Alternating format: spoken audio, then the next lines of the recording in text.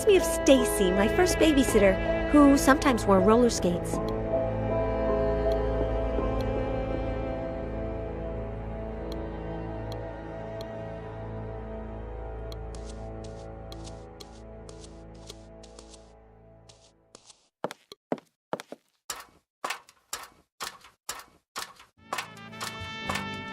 Hold it, stranger! Let me go, come on. Have you seen my plunging neckline? Does it have a sheriff's badge? No! Now get!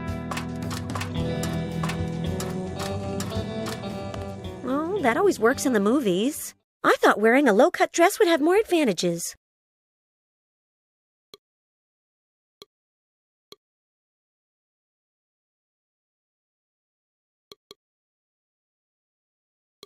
It has chocolate left in it.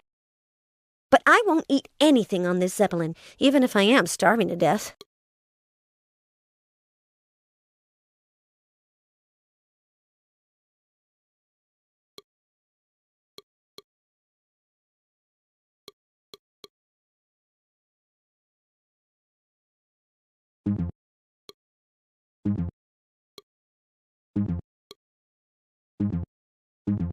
I don't know why, but something tells me that this is going to turn out to be nonsense. Yes, yes, yes! Foolish foolishness! This is no good for skiing, or for a bun mold.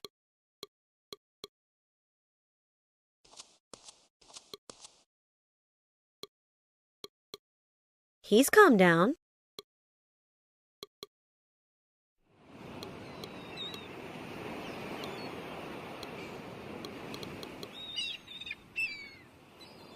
With the ski pole and the strap of the mold as a hook, I could stretch the ring and make it turn, or whatever. I'm turning it. If this works, I'm painting my nails electric blue to celebrate.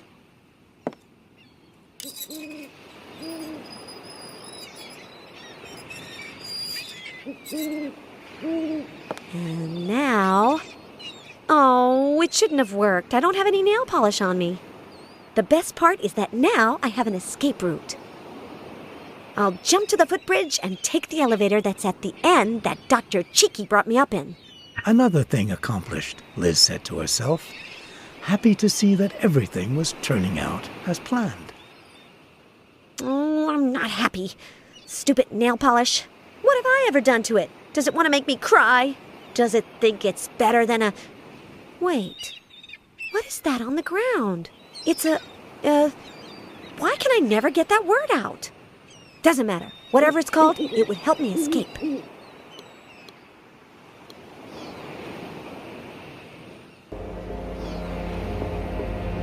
It leads to an elevator that goes down to ground level. I'll escape through here when I steal Big Albert's brain.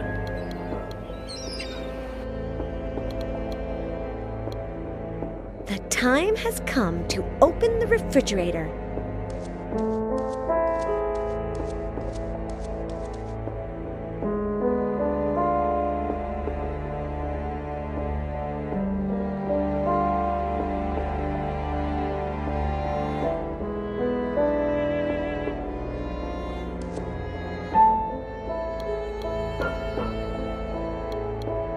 It starts out by saying, "This November 2nd will be remembered as the first day of a new era."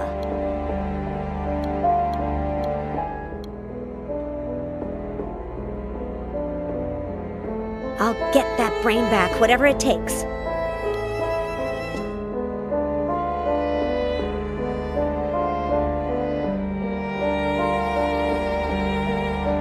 Would that be enough?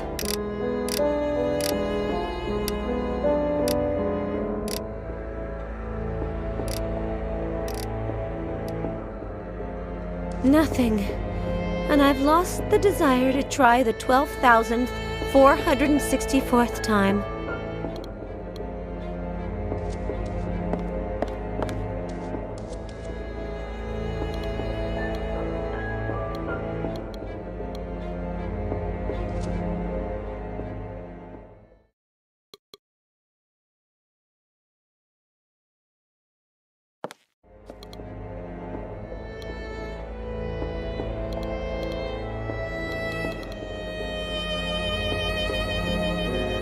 I've decided that I'm not going to find the combination to open it, so I'll have to improvise a plan B. Ugh! It's heavy!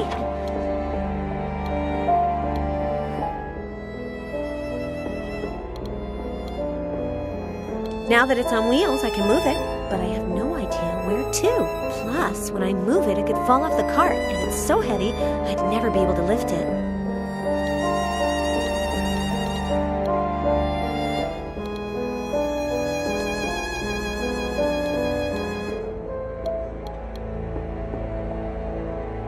Yes, that's how I'll make sure it doesn't fall off the cart.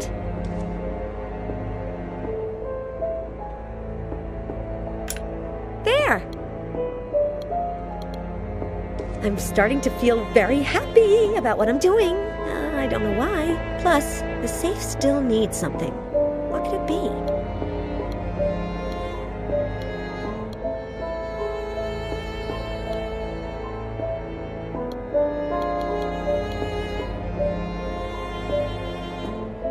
The belt buckle will work to hook it on.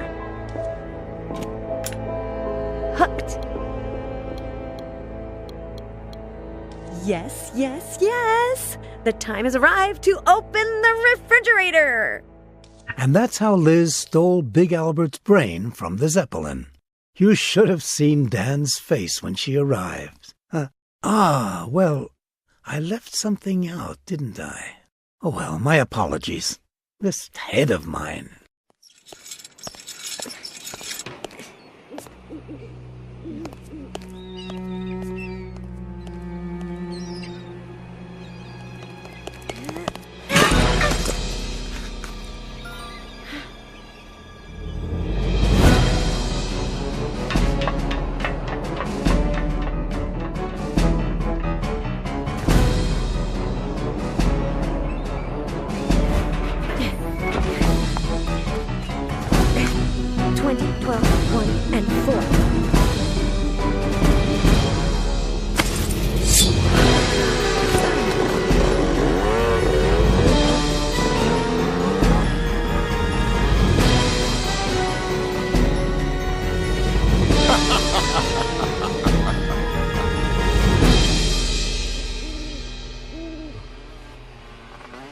Motorcycle coming now.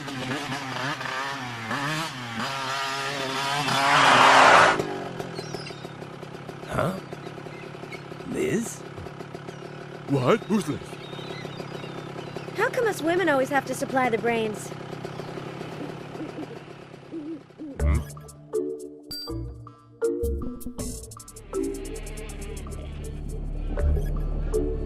Murray! Murray! Murray!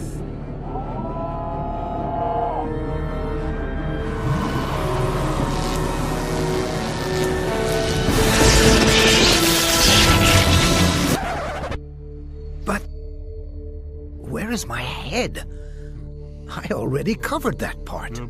Needs tomato sauce. So, as soon as Fly reanimated him, Big Albert told them why he had sneaked into Fitzrandolph's office. Chips. Zelsius puts them into the brains of his monster actors so that they'll obey Fitzrandolph. Chips? Think of them as little music discs that, when they're inserted into the brain through the ear, broadcast recorded instructions, like Fitzrandolph is your master and stuff. It doesn't make sense. Willie is doing all of this so that the monsters will make family entertainment pictures? There must be something more to it. That was something that Liz was about to discover. But between her headache, which was getting worse and worse, and being absorbed in her reading, she didn't hear the door. Sorry to interrupt you, gentlemen, but would you be so kind as to accompany me? Liz! Run away! Get away! Run! My terrible headache just went away. Mr. Fitzrandolph, how nice to see you. Don't worry, Dan. Mr. Fitzrandolph will take care of everything. Fitzrandolph is fab. Fitzrandolph loves us all. Relax, Mr. Murray. In a minute, I'll implant a chip in your head that's quite similar to the one I put in Miss Alec. I'm waiting, Three Eyes. Zelsius has really lost it if he believes that I'm going to sit here with my hands tied together until he puts his chip in me. said Dan. Oh, what a guy. Your friend the insect will have to wait. I haven't developed a chip for mosquito brains yet. Celsius, he always manages to get me irritatedly furious. Relax, Half Pint. We're gonna win this one.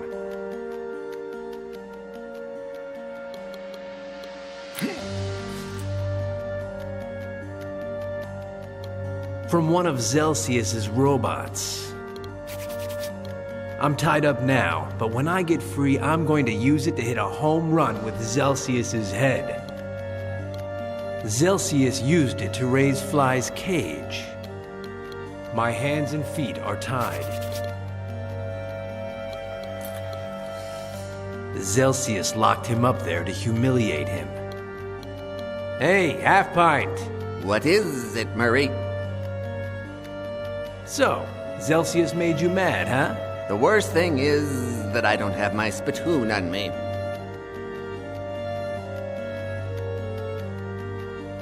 I don't know what spittle you're talking about, and I shouldn't want to know. Explain yourself. When I get angry, I salivate. You see, Murray, my saliva is corrosive, like that of flies. It's like a solvent.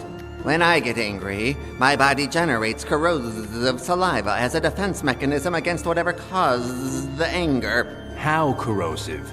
Not enough to corrode the metal of this cage, but enough to leave you without pants. Fascinating.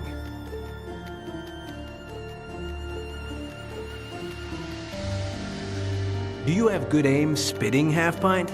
I'm the second best spitter in the Pendleton Club. Spit for me. What a guy. How could I spit on you? Take good aim.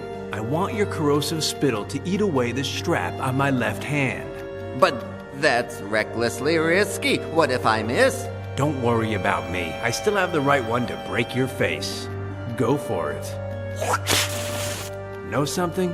Something's wrong when I feel the need to ask an eminent scientist if he knows the differences between the words hand and foot. I'm sorry, Murray, but you're very far away.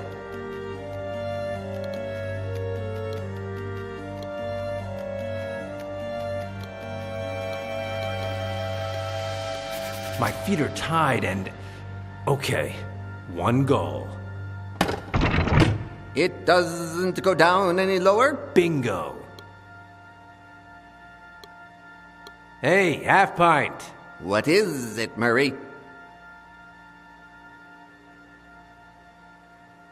What did Celsius tell you while his robots were tying me up and putting you in there? The chip manufacturing process, where they're lodged in the brain, how they work. Oh, poor Celsius. Poor? Murray, the big problem of scientists like Celsius is that they can't publish their achievements in scientific journals. So they have to kidnap colleagues like me to share their advances with someone who understands what they're talking about. Do you think you could take Liz's chip out? Possibly. It would be risky, but I trust that I could take it out of her brain cleanly. Why is he preparing my chip and not yours? Because each monster needs a different model. You non-monsters, on the other hand, are so alike, he'll put one in you that's identical to the one Liz has. Try spitting on me again. Okay, I'll try from here. Oh, no, I can't. Oh, what's wrong now? I'm out of saliva, Murray. My mouth is terribly dry. I'll call Celsius and you'll spit in his face. Deal? Murray, I'm a scientist, not a killer. I won't discuss it. Anyway, we'll still be captive. At any moment, someone's going to come, see Celsius, and our situation is going to get worse. Relax. I just have to wait. Everything in its proper time. Thoughtful of me to arrive on foot, right? Sorry, the cage doesn't come down any lower.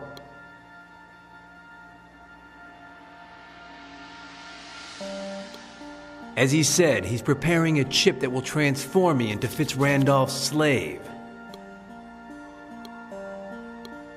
Maybe it opens the door. From here, not on your life. I have no idea where this leads. The half-wit went this way. My chair isn't programmed to go upstairs. A pity.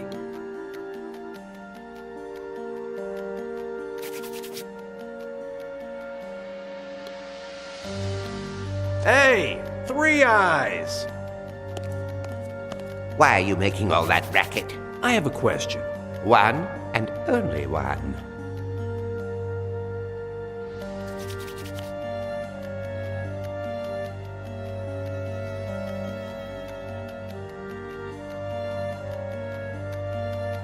Do you know that the half-pint wants to play you for a sucker? What? He says you're such an imbecile that he's going to escape right out from under your nose without you noticing. Oh, yes? And he can't be completely mistaken because he's lowered the cage and you haven't noticed. Oh, disgusting insect! He's not going to want to try that again.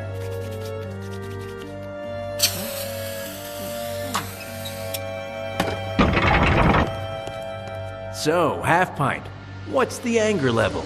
Overflowingly high. Drool level? Highly overflowing. Do me a favor, don't miss. And without further ado, Dan was finally free. He freed Professor Fly immediately and got ready to do something he'd been mulling over in his head for a while.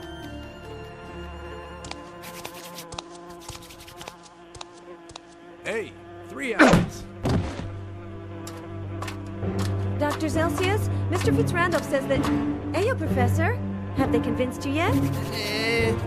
Yes. Murray! We have a visitor, shouted Fly. Dan welcomed the visitor with his usual grace, meaning that he immediately tied her up. Then Fly demonstrated his scientific ability by cleanly extracting the chip from Liz's brain. Uh-oh. Uh-oh, what? It broke. A little piece is still lodged in her brain and I can't get it out. So, what do we do now?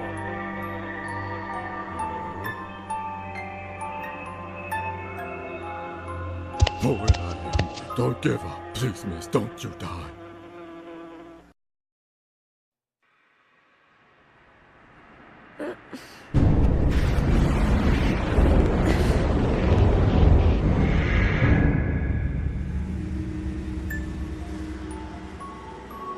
Ayo, poet.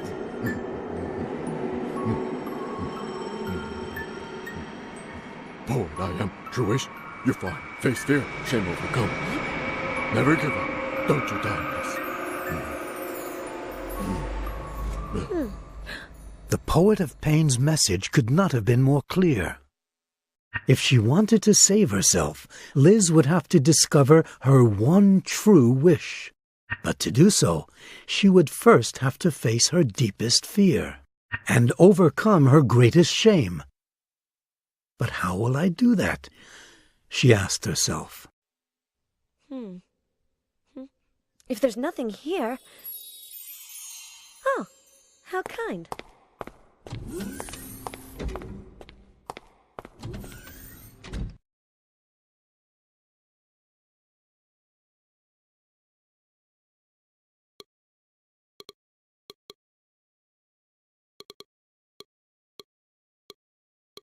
There's no button. It doesn't work. I can't press it. There's nothing there.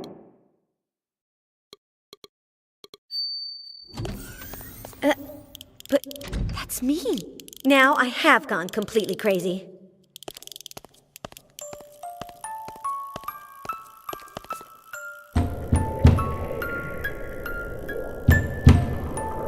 Ugh, crazy and deaf.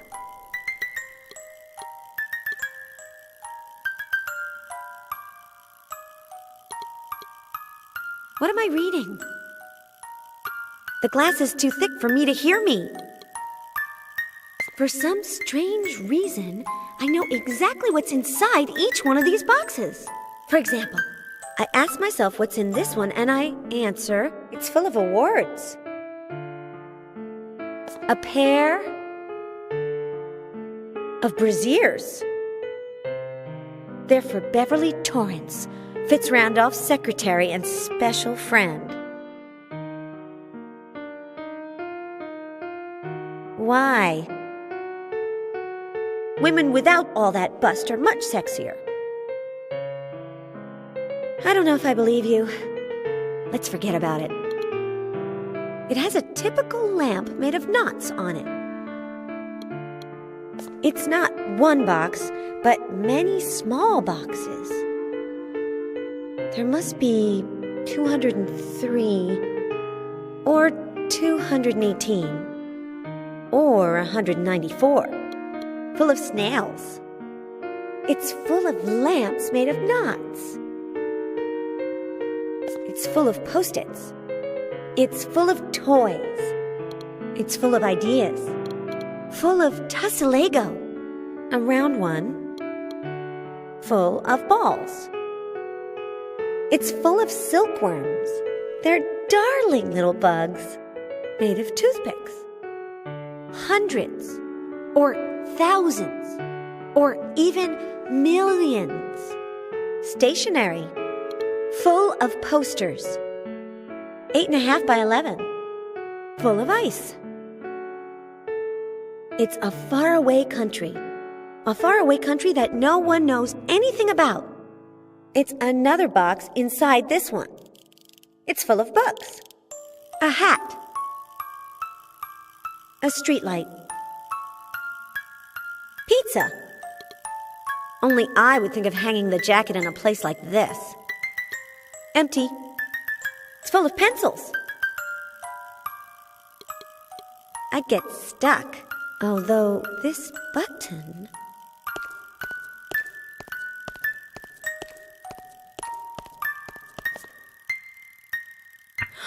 I just remembered something.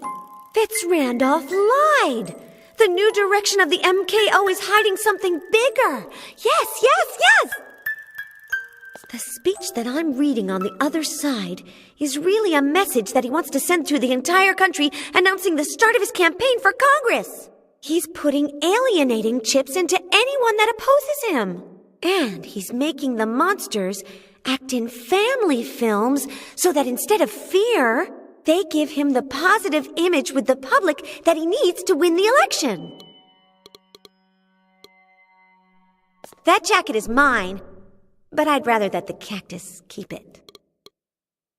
It's Pandora's. I'm not interested in what's inside. It's not a box. I don't want to open it. Nothing inside interests me. I don't want it. I like messy desks. It doesn't seem like anyone works at the neat ones. Let's see. This notebook looks familiar. Ah! I just remembered something. I caught Big Albert snooping around Fitzrandolph's office. Yes, yes, yes! I don't want anything here. It's full of video games.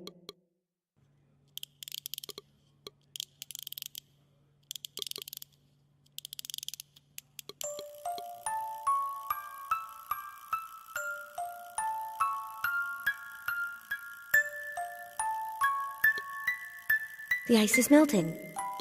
No, it's staying here.